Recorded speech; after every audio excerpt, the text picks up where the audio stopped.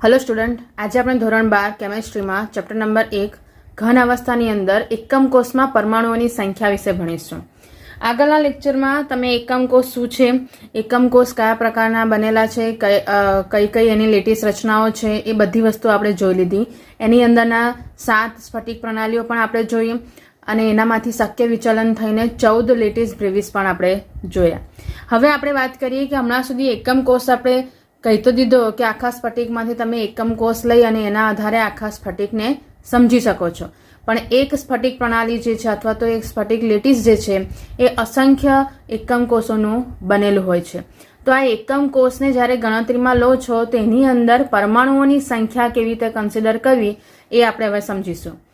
હમણાં એકમ કોષમાં પરમાણુઓની સંખ્યાની જો વાત કરીએ તો એનામાં સૌથી પહેલા આપણે લઈ લઈશું આદિમ ઘન એકમ કોષ એટલે કે પ્રિમિટિવ ક્યુબિક યુનિટ સેલ। એકમ કોષને ઇંગ્લિશમાં આપણે કહીશું યુનિટ સેલ।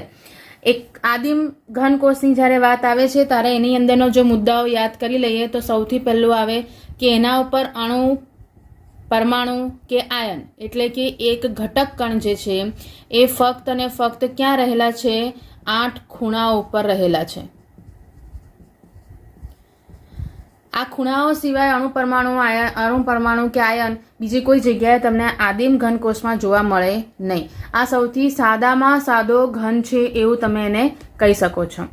જ્યારે આની વસ્તુ આપણે સમજીએ તો 8 ખૂણાઓ ઉપર અણુ પરમાણુ તો હાજર છે, પણ જ્યારે હું એક એકમ કોષ કહું છું તો એક એકમ કોષમાં તો તમે કહી દીધું કે 8 ખૂણાઓ ઉપર છે પરમાણુ, પણ એ એક પરમાણુ આખા સ્ફટિકમાં કેવી રીતે ગોઠવાયેલો છે એની આપણે જો વાત કરીએ તો આની અંદર વસ્તુ એવી થાય કે એક પરમાણુ જે છે જે ખૂણા ઉપર ગોઠવાયેલો છે એ આજુબાજુના એકમ કોષથી પણ જોડાયેલો કહેવાય, અને આજુબાજુના એકમ કોષથી જોડાયેલો કહેવાય જેના કારણે તમે એવું કહી શકો છો કે એક એકમ કોષમાં રહેલો એક પરમાણુ, એના ખૂણા ઉપર રહેલો એક પરમાણુ બાકીના એકમ કોષમાં પણ ભાગીદારી આપે છે। તો આપણે હવે એ સમજીશું કે ભાગીદારી કેવી રીતે થાય છે। આમ જો આકૃતિમાં દેખીએ છીએ એ પ્રમાણે જો વાત કરીએ તો એક સાદા એકમ કોષમાં જ્યારે પરમાણુઓ ખાલી ખૂણા ઉપર ગોઠવાયેલા હોય તે આવી રીતે જોવાશે। જ્યારે એને 3D ઇમેજમાં તમે જોવા જાઓ તો ઉપરથી આવી રીતે જોવાય કે આ 4 ખૂણા ઉપર 4 પરમાણુ, આયન કે અથવા તો અણુ ગોઠવાયેલા છે અને બાકીના 4 ક્યાં છે? એની નીચેની સાઈડ। હવે જ્યારે વાત કરીએ તો અહીંયા જ્યારે આ ખૂણાઓ ઉપર ગોઠવાયેલો પરમાણુ છે તો આ એક પરમાણુ જે છે એ બીજા કેટલા એકમ કોષ સાથે ભાગીદારી કરી શકે એની હવે આપણે વાત કરીએ। હવે અહીંયા આપણે જોઈએ છીએ એ પ્રમાણે કે જ્યારે આ એક પરમાણુની વાત કરો છો તો એ એક પહેલો જે એકમ કોષ હતો એની તો ભાગીદારીમાં છે જ, પણ એ જ પરમાણુ, કારણ કે અણુ, આયન કે પરમાણુની જો વાત કરો છો એટલે કે આ જે ઘટક કણ છે એ આકારમાં ગોળ છે, અને ગોળ આકારમાં આપણને એટલી તો આઈડિયા છે જ કે ગોળ પદાર્થને જ્યારે તમે ખૂણા ઉપર મૂકો છો ત્યારે એની આજુબાજુની સપાટીઓ સાથે પણ ટચ થવાનો છે। તો જ્યારે લેયરની વાત કરીએ તો આ પહેલું જ્યારે હોય, સપોઝ કે આ નીચેનો પાર્ટ છે તો એ એક એકમ કોષ સાથે તો જોડાણમાં છે જ, પણ એના સિવાય બાકીના બીજા 3 સાથે ભાગીદારી દર્શાવી શકે। આનામાં જ જ્યારે તમે આ જ વસ્તુને કન્સિડર કરો છો કે હજુ જ્યારે સેકન્ડ લેયર એના ઉપર ચડે છે ત્યારે કેવી રીતે હોય, કારણ કે સ્ફટિક આપણે લીધું છે એક ચોરસ, એ ચોરસમાં તમે એક આખો સ્ફટિક જ્યારે કન્સિડર કરો છો તેમનામાં ઘણા બધા લેયર હોય છે અને એ લેયર એક પરમાણુની આસપાસ જોડાયેલા રહે। તો જેમ હવે તમે વાત કરીએ તો આની અંદર આ બીજું લેયર એડ થાય છે તો તમે દેખી શકો છો નીચે 4ની ભાગીદારીમાં હતો, એના પછી બીજા 4ની ભાગીદારી હજુ થશે, જેના કારણે તમે એવું કહી શકો છો કે એક પરમાણુ, જ્યારે એક પરમાણુ જે ખૂણા ઉપર ગોઠવાયેલો હોય એ બીજા 8 એકમ કોષો સાથે જોડાણમાં જોડાઈ શકે છે। એનો મતલબ એક પરમાણુની ભાગીદારી 8 એકમ કોષમાં થાય છે એવું કહેવાય। આધારે જો તમે કેલ્ક્યુલેશન કરી શકો તો જ્યારે તમે એક પરમાણુની ભાગીદારી સમજશો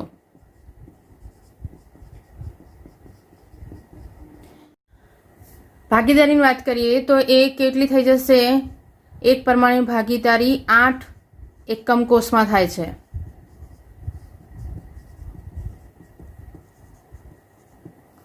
અને જેથી તમે એવું કહી શકો છો કે જ્યારે એકંદરે દરેક સમઘનીય એકમ કોષમાં એટલે કે આવી રીતના દરેક એકમ કોષમાં જો ખૂણા ઉપર રહેલા 8 પરમાણુઓ હોય, આ 8 પરમાણુઓ છે, જેમ હમણાં તમને જે રચના બતાવી છે એ ખાલી એક જ પરમાણુનું 8 એકમ કોષો દ્વારા જોડાણ બતાવ્યું.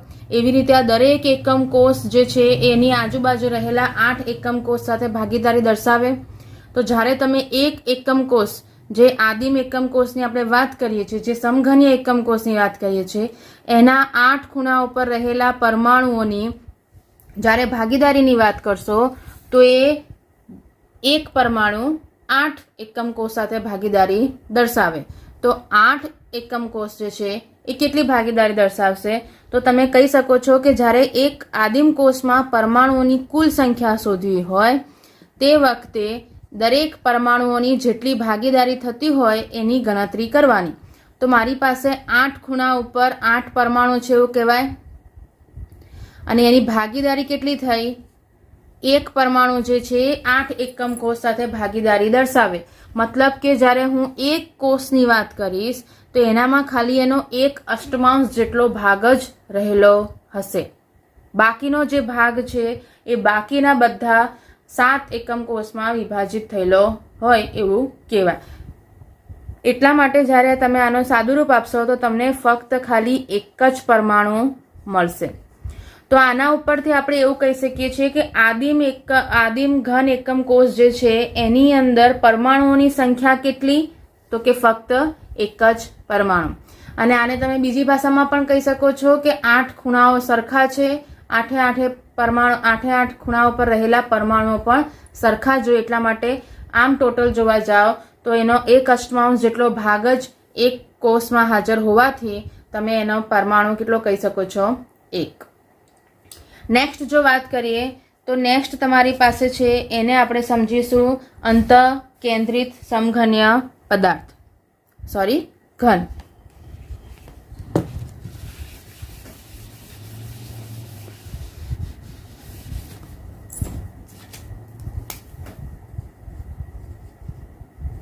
અંતઃકેન્દ્રિત એકમ કોષ. આ કોષની ખાસિયતમાં આપણે ભણી ગયા છે કે આના ઉપર પરમાણુઓ જે છે અથવા તો પરમાણુ અણુ કે આયન, એ પરમાણુ અણુ કે આયન ખૂણા ઉપરાંત કઈ જગ્યા હશે? તો એ છે ઘનના કેન્દ્રમાં, ખૂણા પર અને કેન્દ્રમાં. જેથી તમે એવું કહી શકો છો કે સામાન્ય રીતે દરેક પરમાણુ જે અહીંયા ગોઠવાશે એનામાં પહેલા એ 8 ખૂણા ઉપર ગોઠવાશે, અને એ 8 ખૂણા ઉપર ગોઠવાયા પછી એક જે હશે એ ક્યાં હશે? કેન્દ્રમાં હશે. અને એના આધારે જ્યારે તમે એની ભાગીદારી ગણતરીમાં લેવાની હોય અથવા તો પરમાણુઓની સંખ્યા કન્સિડર કરવાની હોય તો એ પરમાણુઓની સંખ્યા કન્સિડર કરવા માટે પણ જેવી રીતે પહેલાં 8 ખૂણા ઉપર રહેલા પરમાણુઓની ગણતરી કરી, જે આગળના આપણે અંતઃકેન્દ્રિતમાં કરી હતી એ રીતે જ, તો એ રીતે જ તમારી ખૂણા ઉપર રહેલા પરમાણુઓની ભાગીદારી ગણીએ આપણે.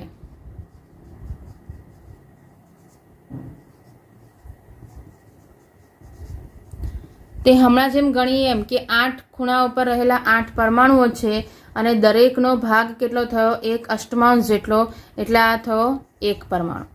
પણ જ્યારે તમે કેન્દ્રની વાત કરો છો ત્યારે કેન્દ્રમાં રહેલ પરમાણુનું શું? તો દરેક જે એકમ કોષ છે એની અંદર પર્ટિક્યુલર દરેક એકમ કોષમાં એક કેન્દ્રની અંદર, એટલે કે વચ્ચે સેન્ટરમાં એક પરમાણુ છે. એટલે કેન્દ્રમાં રહેલ પરમાણુ જે છે એ તો કોઈ પણ જગ્યાએ બીજી ભાગીદારી દર્શાવવાનો નથી.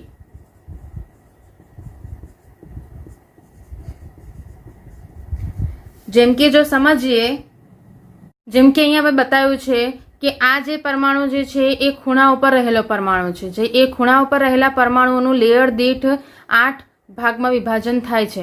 પણ આ જે પરમાણુ છે એ તો કેન્દ્રમાં રહેલો છે. દરેક એકમ કોષમાં એના કેન્દ્રમાં એક એક પરમાણુ રહ્યો હશે જે કોઈ પણ પ્રકારની ભાગીદારી દર્શાવતો નથી. આપણને પ્રશ્ન થાય કે સપોઝ કે હું આની ઉપર મૂકું છું, પણ અહીંયા તમે મૂકશો તો લાગશે, પણ ખરેખર આ તો એના સેન્ટરમાં છે. અને એ સેન્ટરમાં છે એનો મતલબ કાલે આપણે જોયું હતું એ પ્રમાણે કે જે ખૂણો છે, જે તમારો કોષ છે, એકમ કોષ છે, એ એકમ કોષના સેન્ટરમાં આ પરમાણુ છે, તો એ બીજા સાથે કોઈ પણ પ્રકારની ભાગીદારી કરવાનો નથી. એટલા માટે કેન્દ્રમાં રહેલા જે પરમાણુઓ છે એ કેન્દ્રમાં રહેલ પરમાણુઓને તમારે આખો જ ગણી લેવાનો વગર ભાગીદારીએ.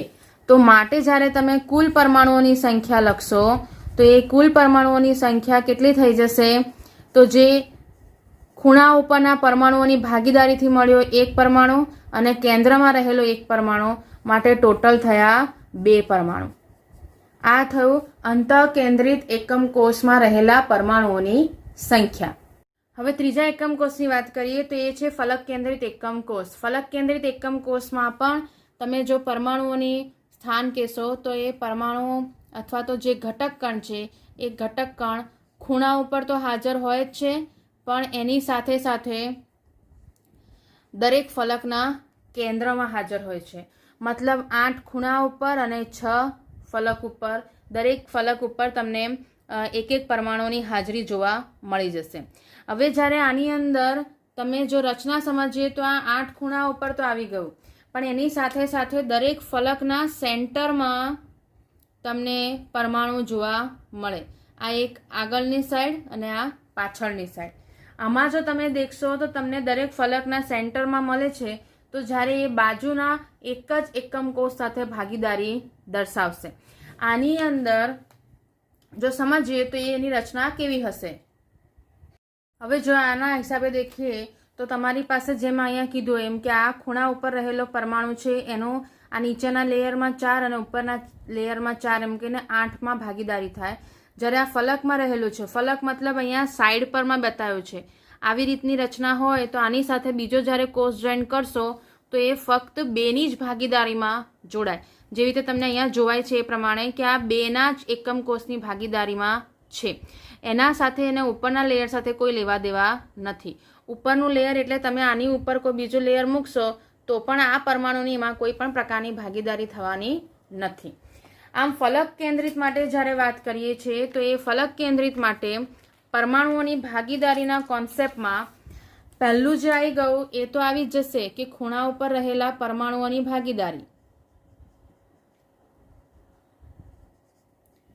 તો એ તો જેવી રીતે આપણે આગળ જોયું તો એ જ રીતે આવશે. 8 પરમાણુ છે અને 1 અષ્ટમાંશ એની ભાગીદારી છે, એટલા માટે પરમાણુઓની સંખ્યા થઈ ગઈ 1. પણ જ્યારે ફલકની વાત કરીએ છીએ તો ફલકના પરમાણુની ભાગીદારી જો સમજીએ તો આપણી પાસે ફલક કેટલી છે? પહેલાં તો 6. આ શું છે? ફલકની સંખ્યા 6 બાજુ થઈ અને એની ભાગીદારી કેટલી થઈ? ખાલી 1/2. એટલે કે એ ફક્ત 2 જ બાજુ ભાગીદારી દર્શાવે છે, બીજા એકમ કોષ સાથે એની કોઈ ભાગીદારી હોતી નથી. તો સંખ્યા કેટલી થઈ ગઈ તમારી પાસે? 3 પરમાણુ. અને એટલા માટે જ્યારે કુલ પરમાણુઓની સંખ્યા જોશો તો એ કુલ પરમાણુઓની સંખ્યા કેટલી થઈ ગઈ? આ બંનેનો સરવાળો કરીશું. 1 + 3 = 4th પરમાણુ. મતલબ કે જ્યારે ફલક કેન્દ્રિત એકમ કોષ લઈશું તો એની અંદર પરમાણુઓની કુલ ટોટલ સંખ્યા કેટલી થઈ ગઈ? 4. એનું કારણ તમને અહીંયા મળી ગયું છે. 8 પરમાણુઓની ભાગીદારી 1 અષ્ટમાંશના હિસાબે અને ફલકના 6 પરમાણુઓની ભાગીદારી લઈએ તો એ 1/3 જેટલી થઈ ગઈ. એટલા માટે એ કેટલા છે? 3 પરમાણુ થાય. અહીંયા ફલકની સંખ્યા કહો કે ફલકમાં રહેલા પરમાણુઓની સંખ્યા કહો સેમ જ થશે, કારણ કે દરેક 6 બાજુઓના કેન્દ્રમાં એક એક પરમાણુ રહેલો છે. હવે આગળ આપણે ભણીશું સંવૃત સંકુલ રચના. ઘન પદાર્થોમાં ઘટક કણો ન્યૂનતમ જગ્યા રાખીને એકબીજા સાથે જોડાય. કારણ કે આપણે પહેલાં પણ ગુણધર્મો ભણી ગયા છે કે ઘન પદાર્થના ગુણધર્મોમાં આપણે એની જે મજબૂતાઈનું કારણ કીધું હતું એ જ હતું કે પરમાણુઓ એકબીજાથી ખૂબ જ નજીક છે, એમની વચ્ચે આંતરાણ્વીય આકર્ષણ બળ પણ વધુ છે. અને આ જ કારણે જ્યારે ઘટક કણો એકબીજા સાથે જોડાય અને એમની વચ્ચે અંતર ખૂબ જ ઓછું હોય તો એમની વચ્ચે જે પણ અવકાશ બાકી રહે છે એ અવકાશના ઘટના કારણે એમની મજબૂતાઈ વધે છે. તો સૌથી પહેલાં આપણે સમજીશું એ છે એક પરિમાણમાં સંવૃત્ત સંકુલ રચના. એક પરિમાણની વાત કરીએ તો માત્ર આમાં એક જ સીધી લાઈન આપણે સાદી ભાષામાં જો કહીએ છીએ તો અહીંયા ગોળાઓ એક જ સીધી લાઈનમાં ગોઠવાયેલા હોય અને એમની આજુબાજુ બીજી કોઈ પણ હરોળની ગોઠવણી હોતી નથી. એમાં ખાલી એક જ પરમાણુ બીજા પરમાણુ સાથે જોડાય. અહીંયા વસ્તુ સમજવાની છે. જો એના આકૃતિ તો સમજીએ તો એ આવી રીતે થઈ જાય કે પરમાણુઓ ખાલી એક જ સીધી લાઈનમાં ગોઠવાયેલા છે. સપોઝ કે આ રીતે, જેમાં એક પરમાણુ જે છે એ બીજા પરમાણુઓ સાથે જોઈન્ટ થઈ જશે અને એક લાંબી રચના બનાવશે. આને કહેવાય એક પરિમાણમાં સમૃદ્ધ સંકુલ રચના. એમની અંદર રહેલો સ્પેસ ખૂબ જ ઓછો રહે છે. આની અંદર બીજી વસ્તુ એક જે સમજવાની છે એ છે સવર્ગાંક. સવર્ગાંક એને કહેવાય છે કે એક પરમાણુ બીજા જેટલા પરમાણુ સાથે જોડાયેલો હોય એનો સવર્ગાંક કહેવાય. તો એક પરિમાણીય સમૃદ્ધ સંકુલ રચનામાં તમે જોઈ શકો છો, સપોઝ કે હું આ પરમાણુની વાત કરું તો એ બીજા બે પરમાણુ સાથે ટચમાં છે. જો હું આ પરમાણુ લઈશ તો એ પણ બીજા બે જ પરમાણુ સાથે ટચમાં છે. આ વસ્તુને કન્ટિન્યુઅસ કન્સિડર કરો તો અહીંયા છેડા ઉપરના પણ જે હમણાં દેખાઈ રહ્યા છે એ પણ બીજા એક અહીંયા પરમાણુ અને બીજા એક આ પરમાણુ સાથે જોડાણમાં છે એવું કહી શકાય. આમ એક પરિમાણની અંદર સવર્ગાંક કેટલો થઈ જશે? 2, જેની અંદર તમારો એક પરમાણુ બાકીના બીજા બે પરમાણુ સાથે ગોઠવાયેલો છે એવું કહેવાય. એમાં જો હું દ્વિપરિમાણની વાત કરું છું તો દ્વિપરિમાણ એટલે આ 2 ડાયમેન્શનલ રચના થઈ ગઈ. એ દ્વિપરિમાણમાં જ્યારે આ એક લેયરની વાત કરીએ છીએ તો એવી રીતના 2 લેયર આવે અને એકબીજા સાથે જોડાય. પણ એ એકબીજા સાથે જોડાવાની જે રીત છે એનામાં એમની આધારે એ જોડાવાની રીતના આધારે એમના 2 પ્રકાર પડે છે. એમાં સૌથી પહેલું જો કહી શકો છો તો આપણે એને કહી શકીએ કે એ પ્રકારની ગોઠવણી. એ પ્રકારની ગોઠવણી એને જો સાદી બીજી ભાષામાં સમજીશું તો એનામાં તમને ચોરસ સમૃદ્ધ સંકુલ બને છે એવું કહેવાય. તો ચોરસ સમૃદ્ધ સંકુલ રચનામાં શું થઈ જાય છે કે જે બે પરમાણુઓ જે એક પરિમાણની અંદર તમે રચના લેતા હતા એવી સેમ વસ્તુ આપણે લઈએ, પણ હવે હું એની અંદર લેયર કેટલા લઉં છું? 2. આની અંદર તમે જોઈ શકો છો, આપણે બીજો કરી લઈએ આઈડેન્ટિફાય વ્યવસ્થિત થાય, કે એક પરમાણુ જે છે એ એક પરમાણુ સાથે એની ટચોટચ બીજો લેયર પણ એવી રીતે ગોઠવાશે, બીજી હરોળ એવી રીતે ગોઠવાશે કે એક પરમાણુ નીચે જ બીજો પરમાણુ આવે, સેમ ટુ સેમ જગ્યા. બરાબર છે? એટલા માટે તમે એવું એને કહી શકો છો કે આનામાં જો પહેલી પરમાણુય રચના પરમાણુની ગોઠવણી આ રીતની હશે તો એનામાં જે બીજું પરમાણુની ગોઠવણી બીજી હરોળની ગોઠવણી થશે એ પણ આવી રીતે જ થશે. એટલા માટે એને એ પ્રકારની ગોઠવણી એવું કહેવાય. આને જો હું કન્ટિન્યુઅસ લંબાઈશ તો પણ એનામાં આ જ પ્રોસેસ થશે કે જેટલા પણ પરમાણુઓ છે એકબીજાની બિલકુલ લાઇન ટુ લાઇન નીચે ગોઠવાશે.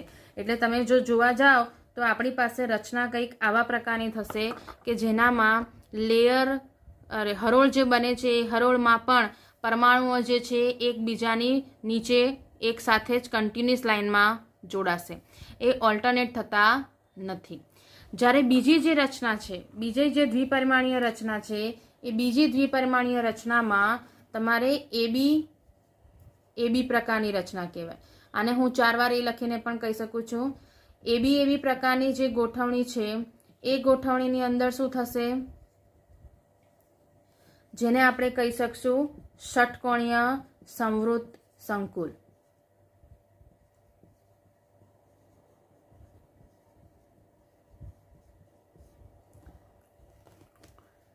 જેનામાં એબી પ્રકારની ગોઠવણી જો કહીએ છે તો એ એવી રીતે થશે કે પરમાણુઓ જે ગોઠવાશે પણ એકબીજાથી ઓલ્ટરનેટ ગોઠવાશે. સપોઝ કે આ એ છે તો બી જે છે એ આ બેના ખાંચાની વચ્ચે ગોઠવાઈ જાય.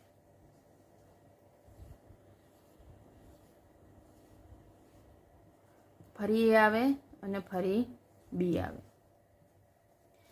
આ જો ગોઠવણીને જો આપણે સમજીએ દેખાવમાં દેખીએ તો એ કેવી રીતે થાય છે, તો તમારી પાસે આ રીતની જે રચના થઈ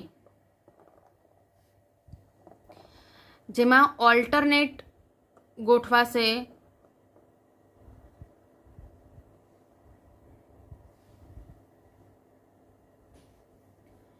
તમે દેખી શકો છો કે અહીંયા જે પિંક અને બ્લુ કલરના આપણે બોલ્સ લીધા છે એ બોલ્સમાં સીધી લાઇનમાં એ લોકો નથી દેખાતા. અહીંયા પિંક છે એના જ્યારે બ્લુ ગોઠવાયા તો બ્લુની વચ્ચે પિંક છે, અહીંયા બ્લુની વચ્ચે પિંક છે, બ્લુની વચ્ચે પિંક, એટલે આ ઓલ્ટરનેટ રચના થઈ. જો આ એ પ્રકારની કન્સિડર કરવી હોય તો એ રચના કંઈક આવા પ્રકારની હતી. તમને એનો ડિફરન્સ દેખાય જ છે. પહેલી રચના આ રીતની હતી, જેમાં તમારે એક જ પરમાણુની નીચે બીજો પરમાણુ ગોઠવાતો હતો સીધી લાઇનમાં. પણ જ્યારે બીજાની વાત કરો છો તો એ બીજું કંઈક આ રીતનું થઈ ગયું, જેનામાં પર્ટિક્યુલર બે પરમાણુઓની વચ્ચે એક પરમાણુ ગોઠવાય છે. એટલે આ જે પ્રકાર પડ્યા એ પ્રકાર અને એબી પ્રકાર, એ બંનેની વચ્ચેની આ ડિફરન્સ છે. અને એ ડિફરન્સના કારણે એમના ઘણા ગુણધર્મોમાં પણ બદલાવ આવી શકે છે. જેમ કે તમે એ પ્રકારની ગોઠવણીમાં કહો છો તો એની અંદર જે પરમાણુઓ ગોઠવાયા એ પરમાણુઓ કેટલા ગોઠવાયા, અથવા તો તમે એવું કન્સિડર કરો કે એનો સવર્ગાંક કેટલો થયો છે. તો એ સવર્ગાંક સમજવો હોય તો આપણે એની ગોઠવણી ફરીથી જોઈ લઈએ, જેથી તમને એનો સવર્ગાંક ખબર પડે. એ પ્રકાર માટેની સવર્ગાંકમાં જો તમે દેખી શકો છો કે આનામાં એક જ પરમાણુ, એટલે એક પરમાણુ એવો લઈએ કે જેની આસપાસ કેટલા બીજા પરમાણુઓ સાથે ટચમાં છે, એને તમારે ગણતરીમાં લેવાનો છે. તો આની અંદર જ્યારે વસ્તુ સમજીએ તો તમે અહીંયા જોઈ શકો છો કે પરમાણુઓ કેટલા ગોઠવાય. સપોઝ કે હું આ બ્લુ કલરનું લઉં છું, બરાબર છે, તેની આસપાસ બીજા કેટલાને ટચ કરે છે. તો આ એક પહેલો, આ બીજો, આ ત્રીજો અને આ ચોથો, બરાબર છે. એટલે જોવા જાઓ છો તો એની પાસે 4 પરમાણુઓ થયા જે એના કોન્ટેક્ટમાં આવે છે. જો હું અહીંયા આકૃતિના હિસાબે જોઈશ તો સપોઝ કે હું આ બિંદુને, આ પરમાણુને કન્સિડર કરું છું, તો આ રીતના 4 પરમાણુઓ એના કોન્ટેક્ટમાં છે એવું કહેવાય. એટલા માટે એને ચોરસ સંવૃત સંકુલ કહી શકાય છે. તો તમે આના માટેનો સવર્ગાંક કેટલો કહેશો? 4. દેખતા જ દેખાય છે, બે એક પોતાના જ લેયરના, પોતાની જ હરોળના, અને બાકીના બે એક ઉપરની હરોળ અને એક નીચેની હરોળના પરમાણુઓ એની સાથે જોડાણમાં છે. જ્યારે એબી પ્રકારની વાત કરીશું તો એબી પ્રકારની અંદર શું થયું છે? એબી પ્રકારમાં તમે જો એની રચના આપણે દેખીએ તો જેમ કીધું એમ કે ઓલ્ટરનેટ છે, બરાબર છે. અને ઓલ્ટરનેટ હોવાના કારણે જ્યારે એની અંદર કેટલા પરમાણુઓ ટચ થાય છે એ જો કન્સિડર કરીએ તો સપોઝ કે હું આ બ્લુ લઉં છું, તો એ બ્લુ માટેને હવે દેખજો, જ્યાં માર્કર ફરે છે એ ધ્યાન રાખવાનું. આ 1, આ 2, આ 3, 4, 5 અને આ 6. એટલે તમે અહીં જોઈ શકો છો કે 6 પરમાણુઓ જે છે એ એકબીજાના કોન્ટેક્ટમાં થાય છે. 2 પરમાણુ એની જ હરોળના, 2 ઉપરની હરોળના અને 2 નીચેની હરોળના. એટલે તમારી પાસે આ રીતની એક આખી આકૃતિ બની જાય. અને એ આકૃતિને જો આપણે અહીંયા ડ્રો કરીએ તો એક સેન્ટરનો પોર્શન લઈએ, સપોઝ કે આ છે, તો અહીંયા દેખો આ 2 ટચ થાય છે, પછી આ 1 ટચ થાય છે, નીચેના 2 ટચ થાય છે અને આ 1 ટચ થયો. એટલા માટે એનો આકાર કેવો બન્યો? ષટકોણીય. અને એનો સવર્ગાંક કેટલો કન્સિડર થશે? 6, બરાબર. તો દ્વિપરિમાણીયમાં તમને 2 પ્રકારની રચના જોવા મળી ગઈ, જેનામાં ચોરસ સંવૃત સંકુલમાં 4 સવર્ગાંક છે અને ષટકોણીય સંવૃત સંકુલમાં 6 સવર્ગાંક છે. આની અંદર પરમાણુઓની ગોઠવણી એવી રીતે થઈ કે લેયર સરખા, એક પરમાણુની નીચે બીજો પરમાણુ હતો, એટલા માટે નવા ચોરસ બન્યો. જ્યારે અહીંયા ઓલ્ટરનેટ હતા એટલા માટે એની અંદર ષટકોણીય બન્યું. હવે આપણે વાત કરીએ ત્રીજા સંવૃત સંકુલ રચનાની. એ છે ત્રિપરિમાણમાં સંવૃત સંકુલ રચના. ત્રિપરિમાણીય સંવૃત સંકુલ રચનામાં આપણે જે દ્વિપરિમાણમાં જે ભણ્યા છે, જેનામાં આપણે ખાલી એક જ લેયરની વાત કરી હતી, જેનામાં હરોળ એકબીજાની નીચે ગોઠવાતી હતી. પણ હવે આ જે હરોળો હતી એ હરોળો ઉપર જ્યારે તમે એક લેયર બનાવી દીધું, હવે એક લેયર બન્યા પછી એના ઉપર સેમ બીજું લેયર મૂકો છો, ત્યારે જે રચના જોવા મળે એને આપણે કહીશું ત્રિપરિમાણમાં સંવૃત સંકુલ રચના.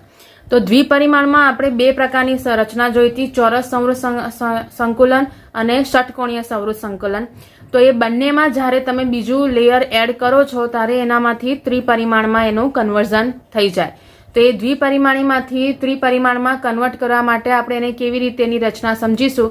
તો પહેલાં આપણે સમજીશું દ્વિપરિમાણમાં ચોરસ સંવૃત સંકુલ હતું એનું આપણે કન્વર્ઝન કરીએ ત્રિપરિમાણમાં. મતલબ કે 2 ડિગ્રીમાંથી આપણે 3 ડાયમેન્શન કન્સિડર કરીશું. આની અંદર જે ફર્સ્ટ લેયર હતું એ ફર્સ્ટ લેયરમાં તમારે સેકન્ડ લેયર એડ કરવાનું છે. તો આપણે ફર્સ્ટ લેયર લીધું હતું એનામાં જો યાદ કરીએ તો ચોરસ સમૃદ્ધ સંકુલમાં તમે જો એવું કન્સિડર કરો તો કે એક જે લેયર હતું એ લેયરમાં તમારી પાસે પરમાણુઓ જે હતા એ સીધા એકબીજાની નીચે જ હરોળમાં ગોઠવાતા હતા.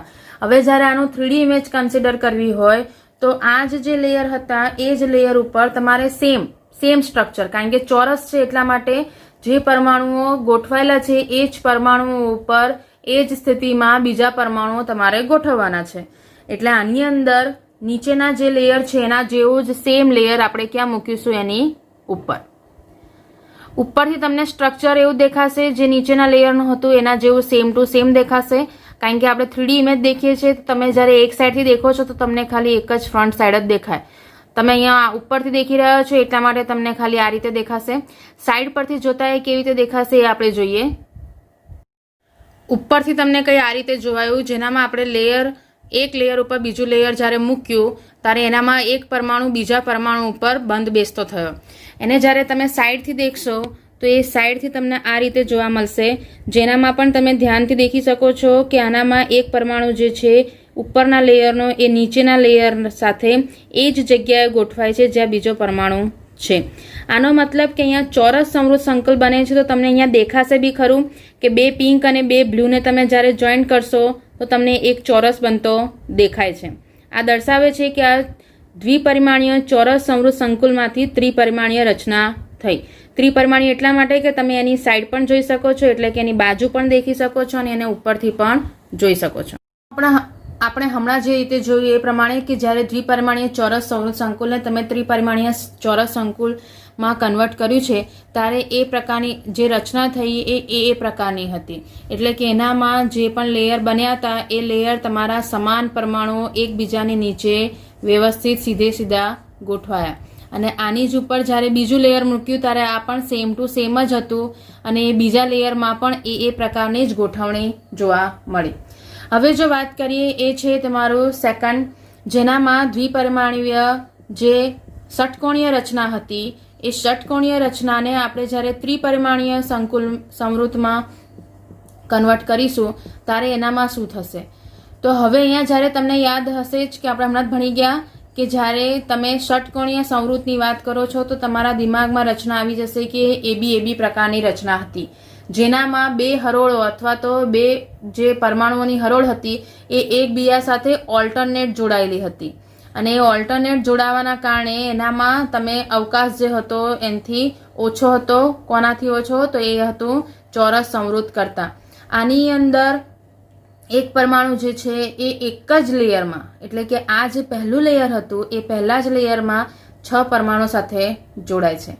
હવે જ્યારે આની અંદર જ્યારે એની ત્રિપરિમાણીય રચના કન્સિડર કરવાની હતી એટલે કે એનામાં તમારે બીજું લેયર એડ કરવાનું છે, તો એ બીજું લેયર એડ કરવા માટે એનામાં ફરીથી તમને 2 પદ્ધતિ આપી દીધી છે.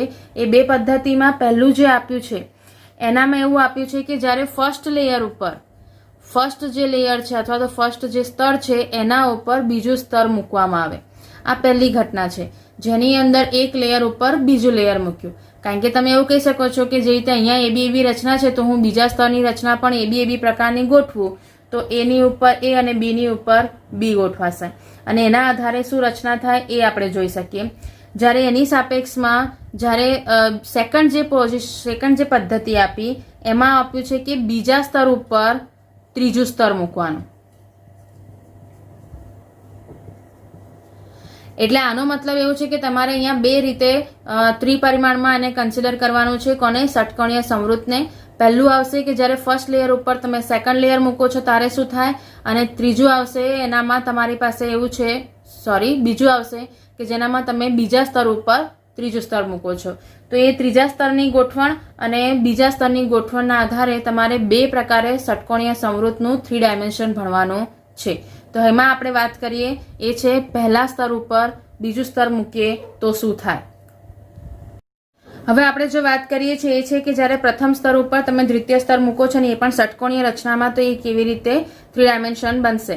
અહીંયા તમે જોઈ શકો છો કે મેં 2 લેયર બતાવ્યા છે એ અને બી પ્રકારના, જેનામાં પહેલી હરોળના પરમાણુઓ જે છે એ બીજી હરોળના પરમાણુઓ ઉપર સીધા બેસતા નથી, એ એકબીજાથી ઓલ્ટરનેટ છે અને એટલા માટે તમને આ રીતની રચના એનામાં જોવા મળશે.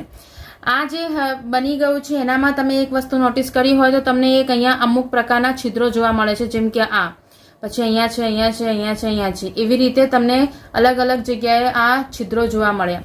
એ છિદ્રને તમે આમ જો જોવા જાઓ તો તમારી પાસે આ રીતનો આકાર થાય છે કે જેનામાં તમને ત્રિકોણ બનતું હોય એવું દેખાય છે.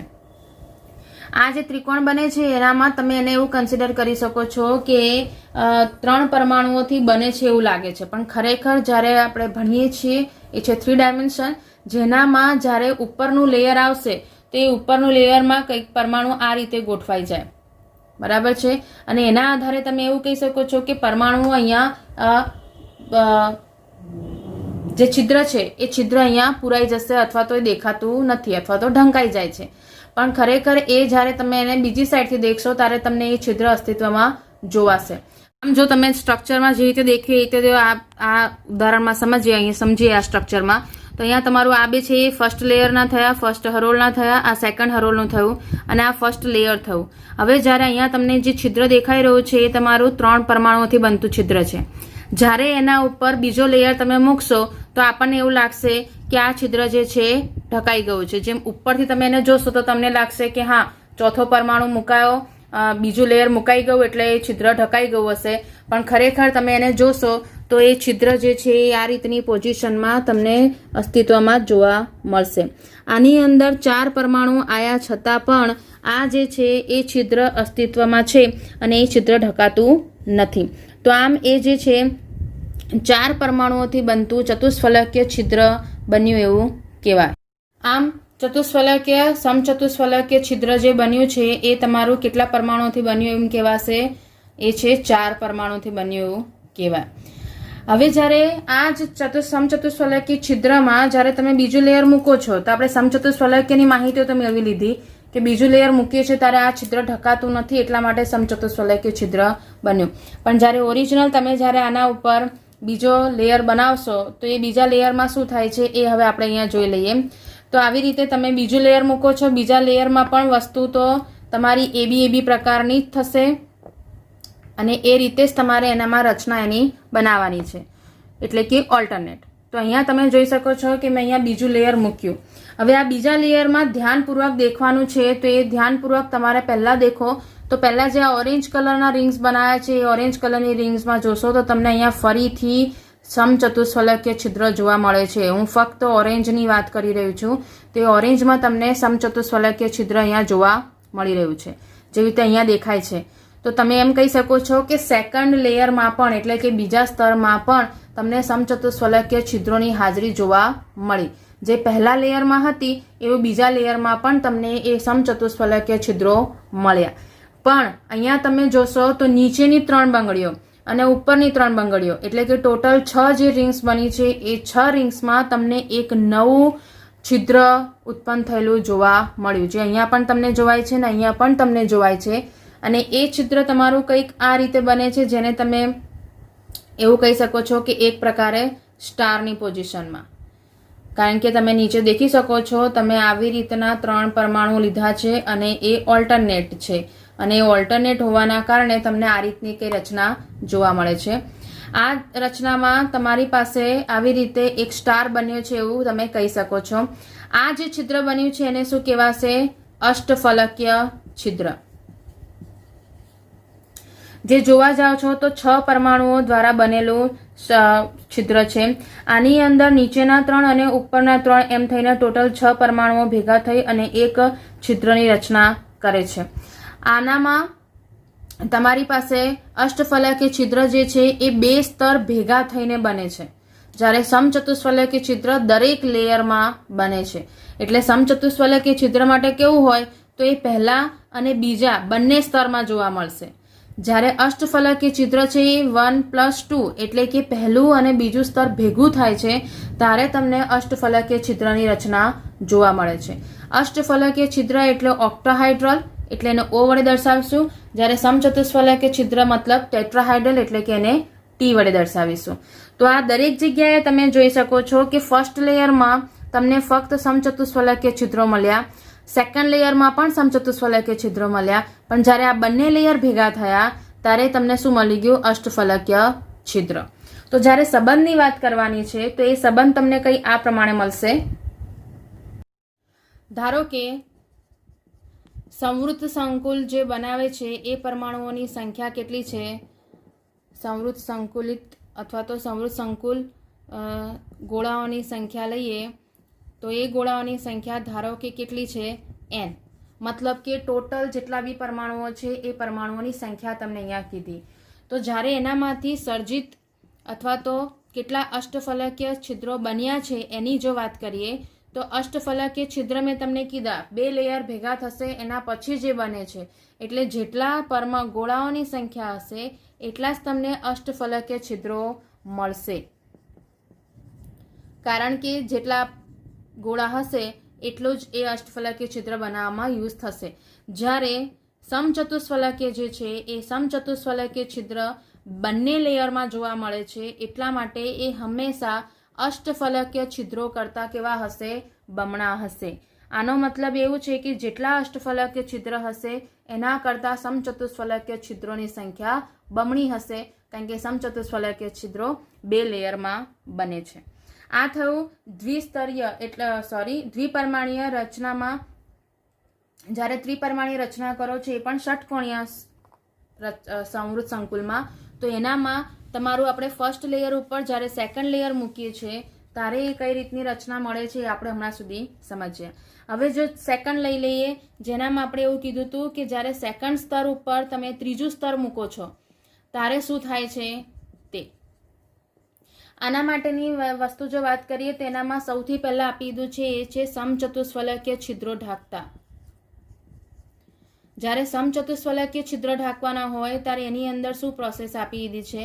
તો એનામાં આપણે એવું જોઈ શકીએ છીએ કે બીજા સ્તર ઉપર જ્યારે સમચતુષ્ફલકીય જે છિદ્રો બન્યા એના ઉપર તમારે જો એ છિદ્રોને ઢાંકવા હોય તો એનામાં ત્રીજા સ્તર ઉપર પણ જે ગોળાઓ મુકાશે બરાબર એવી રીતે જ ગોઠવવાના જેવી રીતે તમારું સેકન્ડ સ્તર હતું એ રીતે.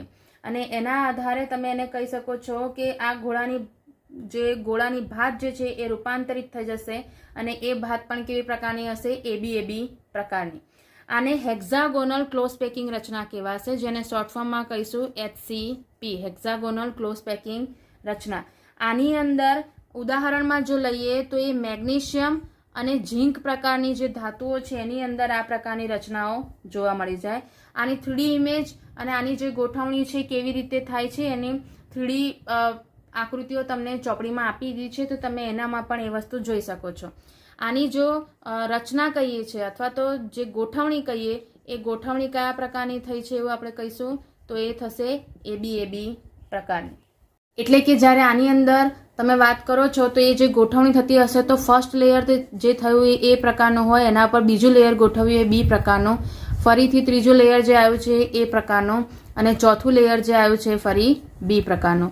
આ લેયર ગોઠવતા તમારું સમચતુષ્ફલકીય છિદ્ર જે છે ઢકાઈ જતું હોય એવી રીતની તમને આકૃતિઓ ત્યાં દોરીને પણ આપી છે ચોપડીમાં, તો તમે એના આધારે પણ એને જોઈ શકો છો. જ્યારે સેકન્ડ જે તમને આપ્યું છે, જ્યારે બીજા સ્તર ઉપર ત્રીજું સ્તર ગોઠવીએ છીએ તો તમે આપણે હમણાં ભણ્યા છે એ પ્રમાણે કે અષ્ટફલકીય છિદ્ર પણ સેકન્ડ લેયરમાં જ બને છે.